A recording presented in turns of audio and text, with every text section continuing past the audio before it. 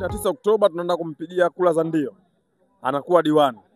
Na anavyokuwa diwani sisi tunakuwa wajumbe kwenye kikao cha kamati ya maendeleo. Maana yake sisi ndio wenye viti wa serikali za mitaa. Na mtaa huo Kigogo Fresh B mwenyekiti wake wa mtaa ni Dalema Lubamande ambaye ni mwenyekiti wa mtaa. Na yeye pia ni mjumbe kwenye kikao cha kamati ya maendeleo.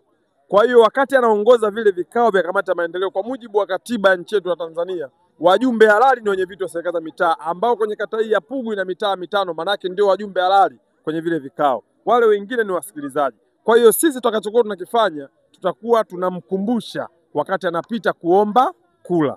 Tutakuwa tunamkumbusha. Na bahati nzuri Sanga Media TZ tunaendelea na nyinyi, wakati mwingine mheshimiwa tutakuwa tunamuonesha video za wananchi wakati wakiwa wanalalamika. Mfano mmesikia hapa malalamiko ni barabara za ndani ambazo mwananchi aliamua kujitolea akamwaga kifusi. Kwanza tunampongeza kwa sababu anashirikiana na serikali. Na serikali pia inapenda watu namna hiyo. Mtu akiwa yuko tayari kushiriki matukio ya kihuduma za kijamii, sisi wenye viti wa mitaa hatuwezi kumwekea kipingamizi. Tunatakiwa tumpe utaratibu mzuri na mwisho wa siku kwenye mkutano mkuu wa wananchi tunambariki kwa kumpa cheti cha pongezi kwa sababu amefanya kazi nzuri. Kwa yule bwana amemwaga vifusi, tumempongeza. Malalamiko yao makubwa ni ada ya taka, nadhani nyinyi mmesikia. Kwa hiyo bado tunasema tunakwenda kwenye kikao cha kamati ya maendeleo. Na mkandarasi yule alipewa muda wa siku 90, miezi mitatu ambako muda wake umeshakwisha. Kwa hiyo yeye Frank Mang'ati atakapokuwa pale kwenye kile kiti ndio atatuongoza sisi wajumbe tunaamua vipi kuhusiana na mkandarasi mpya wa taka. Na kwa kuwa tumeona kero nyingi za wananchi, tutasema bei elekezi. Ataweza kufanya shughuli kwenye kata yetu, ameshindwa basi tutampa mkono wa kweli na kumtafuta mkandarasi mwingine.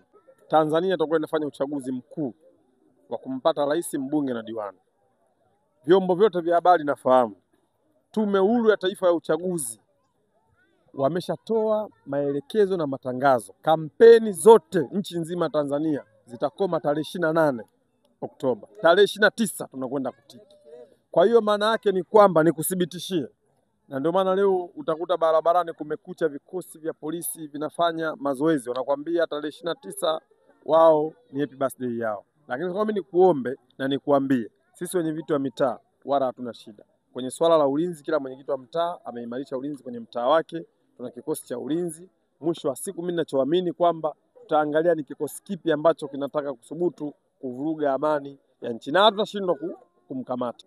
Frank Mang'ati ameshakuwa katibu wa hamasa na chipukizi wa mkoa wa Dar es Salaam.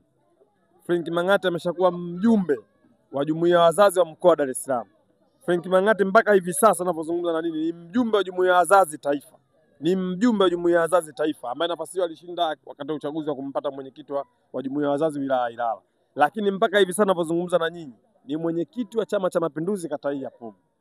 Sasa mpaka ameamua kwenda kuchukua nafasi ya kugombea nafasi ya udiwani. Yani amehisi kwamba sasa ngoja nitoke huku wakati nasimamia ilani ya chama niende nikatekeleze yale ya wananchi, ambako wapi wananchi wanapoona kwamba serikali imemisbehave. Kwa hiyo maana yake ni kwamba mimi niende nikapushi. Kwa hiyo maana yake ndio unaona kwamba amechukua nafasi ya udiwani, lakini ni kwamba ni mtu ambayo ni mzoefu katika ngazi za chama, ni mzoefu kwenye ngazi za kuhudumia wananchi.